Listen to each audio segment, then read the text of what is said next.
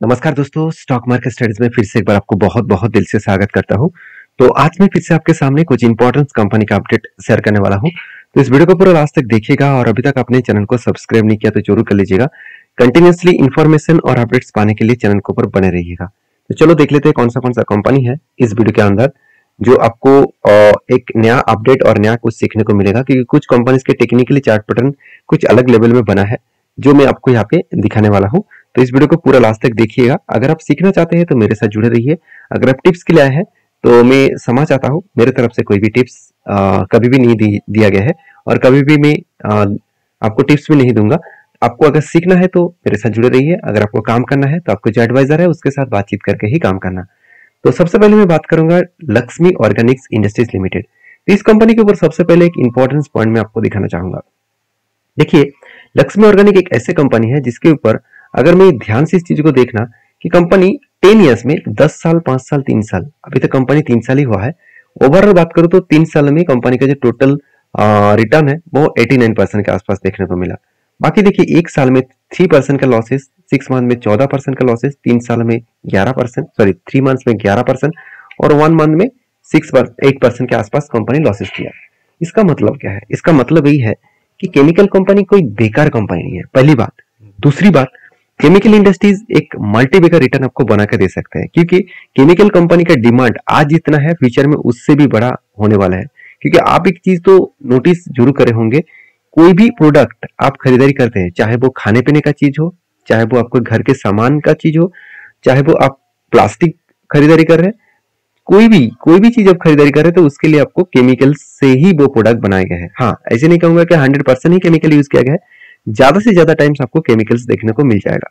तो कहने का मतलब है कि अगर आप इस सिचुएशन को समझे कि कोई भी कंपनीज के ऊपर अगर इस तरीके से आपको कंपनी अच्छा खासा रिटर्न पहले दे रहा था, अभी करंटली रिटर्न नेगेटिव दे रहा है, तो इसका मतलब कंपनी बेकार हो गया। जो लोग सोच रहे हैं उसके लिए बता दूं, केमिकल जो लक्ष्मी ऑर्गेनिक केमिकल्स है कोई बेकार कंपनी है। हाँ, वैल्यूएशन थोड़ा सा हाई है, ये बात सही है। बाकी देखिए, कंपनी के जो डेप्थ है वो 11 के आसपास, इसका 0.11 के आसपास डेप्थ है, मतलब ना के बराबर है। इनकम भी जबरदस्त है। उसके साथ साथ कंपनी के जो क्वार्टर रिजल्ट है वो देखेंगे तो सेल्स ठीक ठाक परफॉर्मेंस कंपनी कर रहा है। इस खराब सिचुएशन में जब केमिकल का मार्केट में डिमांड कम है, उस टाइम में भी कंपनी खुद के सेल्स को मेंटेन कर रहा है। एक्सपेंस को कंपनी थोड़ा सा ज्यादा किया, जिसके चलते कंपनी का प्रॉफिट मार्जिन अभी भी देखिए जितना पहले था उतना ही देखने को मिला। हाँ, लास्ट 3 ईयर्स में कंपनी का प्रॉफिट मार्जिन बहुत ज्यादा हो गया था, अराउंड 100 करोड़ तक चला गया था और अभी सिर्फ 27 करोड़ के आसपास है। मतलब प्रॉफिट मार्जिन जो है, नेट प्रॉफिट जो मार्जिन है, वो अभी भी कुछ यहाँ पे वीकनेस हिसाब से देखने को मिले। बाकी आप एक चीज को नोटिस करना कि कंपनीज के ऊपर जो मतलब इन्वेस्टर है उसके हिसाब से बात किया जाए तो प्रोमोटर के साथ साथ एफआईडीएस पब्लिक के पास भी होल्डिंग्स है। ऐसे नहीं कि बहुत ज्यादा होल्डिंग्स है, हाँ कुछ क्वांटिटी के साथ होल्डिंग वो कर रहा है, क्योंकि वो जानते हैं इस कंपनी के आज ग्रोथ जिस तरीके से रुके हुए हैं, केमिकल सेक्टर का फिर से ग्रोथ होना स्टार्ट हो जाएगा तो इस कंपनी फिर से धमाका आपको करके दिखाएंगे। अभी देखेंगे कंपनी का जो टोटल मतलब रिजर्व है, उस रिजर्व के बारे में बात करूं तो 1400 करोड़ का रिजर्व है और कंपनी के जो बोरिंग्स है वो कितना है, कंपनी का बोरिंग्स 168 करोड़ के आसपास है। और ये जो कर्जा है उस कर्जे को कंपनी इजीली मिटा सकते हैं, क्योंकि कंपनी के हाथ में कितना कैश है, कंपनी के हाथ में कैश है 89 करोड़ और कंपनी के फिक्स्ड एसेट कितना है 887 करोड़। मतलब इजीली वो पैसे से खुद के कर्जे को मिटा सकते हैं। अच्छी बात यही है कि पिछली बार कंपनी 400 करोड़ पे कर्जा लिया था, इस बार वो घट के 168 करोड़ हो चुके हैं, मतलब कर्जा कम हुआ है। तो एक best of point of view से दिखाए तो कंपनी का अच्छा खासा यहाँ पे ग्रोथ ऑफ सिचुएशन देखने को मिले। बाकी इस कंपनी का एज ए इन्वेस्टर, प्रोमोटर से लेकर एफआईडीएस पब्लिक सब कुछ तो मैंने आपको दिखा चुका हूँ। अभी देखिए टेक्निकली चार्ट पैटर्न्स के बारे में बात करूँ तो मैं आपको पहले ही बोल चुका हूँ कि कोई बहुत सारे लेवल्स होते हैं, वो लेवल्स कंपनी के लिए बहुत इंपॉर्टेंस होते हैं। जैसे यहाँ पे जब करेक्शन हुआ था तब यहाँ पे मैंने आपको एक लाइन ड्रॉ करके दिया था, तब मैंने आपको बताया था कि 222 जो लेवल है, इस लेवल कंपनी के लिए स्ट्रांगली क्या है, सपोर्ट है। इस सपोर्ट को वो रिटेस्ट करने के बाद यहाँ से क्या कर रहा है, वो बाउंस बैक करने का कोशिश कर रहा है। अभी देखिए वही लेवल का वो क्या किया, फिर से रिटेस्ट किया, फिर से वो यहाँ से बाउंस बैक किया। किस तरीके से हाई वॉल्यूम के साथ बाउंस बैक किया आप देख सकते हैं। अभी कहना ही गलत होगा कि वो यहाँ से ही रीबैक करेगा, बहुत ऊपर चला जाएगा, ऐसे बिल्कुल नहीं। क्योंकि अगर सिचुएशन के हिसाब से बात करूं, अगर मैं इस सिचुएशन को आपको यहाँ पे दिखा दूं तो आप देख सकते हैं लक्ष्मी ऑर्गेनिक के ऊपर क्या हुआ। तो जब 200 डेज मूविंग एवरेज के नीचे आया और RSI भी आप देखेंगे 30 के नीचे है, मतलब इस लोअर लेवल को 30 कहा जाता है, अपर लेवल को 70 कहा जाता है। RSI के ऊपर मैं एक डिटेल्स वीडियो आपको बना के जरूर दूंगा, आप सिर्फ यही पे देख लीजिए कि RSI जब यहाँ पे सिचुएशन बनता हुआ देखने को मिले कि RSI क्या बता रहा है कि 30 के नीचे यहाँ पे आया, और यहाँ पे रेंज तब कहाँ पे है, इस लेवल में। तो जब भी RSI 30 के नीचे आया तब मैंने क्या किया, इस लेवल में कुछ क्वांटिटी यहाँ पे ऐड किया, और यहाँ पे देख सकते हैं यहाँ पे किस तरीके से यहाँ से बाउंस बैक किया। और टारगेट मेरा कहाँ तक रहेगा, देखिए RSI अगर यहाँ से रिवर्सल करके इस टॉप लेवल 70 के ऊपर अगर चला गया तब मैं एग्जिट करूंगा। तो एक छोटा सा एक क्वांटिटी के साथ मैंने यहाँ पे एक ऑर्डर प्लेस किया, और इस लेवल को मैं कंटिन्यू जरूर करने वाला हूँ। आपके क्या ओपिनियन है जरूर कमेंट्स करना, और इसी तरीके से लेवल्स को जानना है, किस तरीके से मैं खुद एंट्री लेता हूँ। आप अगर इस चीज को सीखना चाहते हैं तो मेरे साथ जुड़े रहिए। हाँ, मेरा कोई पेड वर्जन नहीं है, मैं आपको कोई कोर्सेज करने के लिए बोलूँ। आपको अगर सीखना है तो फ्री ऑफ कॉस्ट सारी चीजों को सीखिए। मेरे तरफ से कोई भी रिकमेंडेशन, कोई भी पेड वर्जन नहीं है।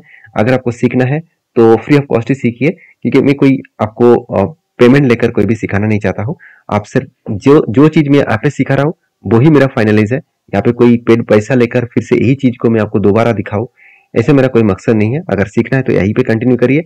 हाँ, आपको कौन सा स्टॉक के ऊपर जानकारी चाहिए वो मुझे कमेंट्स करिए, उसके ऊपर जितना मैं जानकारी ले पाऊँ वो मैं आपके साथ शेयर कर सकता हूँ।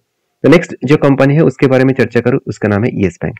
देखिए येस बैंक एक टाइम इस कंपनी का नो बैंक नाम से खाते में इसका नाम उठ चुके थे। अभी देखिए येस बैंक धीरे धीरे करके अलग लेवल में रिप्रेजेंट हो रहा है। बहुत सारे बड़े बड़े एनालिसिस ये भी कह रहा है कि कंपनी 100 रुपीज तक जाने का कोशिश करेंगे, क्योंकि जिस तरीके से येस बैंक अभी परफॉर्मेंस कर रहा है वो सचमुच में देखने का लायक है। क्योंकि लास्ट 3 इयर्स में कंपनी देखिए लगातार खुद का सेल्स को बढ़ाते चले गए, एक अलग लेवल का रेवेन्यूज कंपनी ग्रोथ करते चले गए, इंटरेस्ट भी कंपनी मेंटेन किए।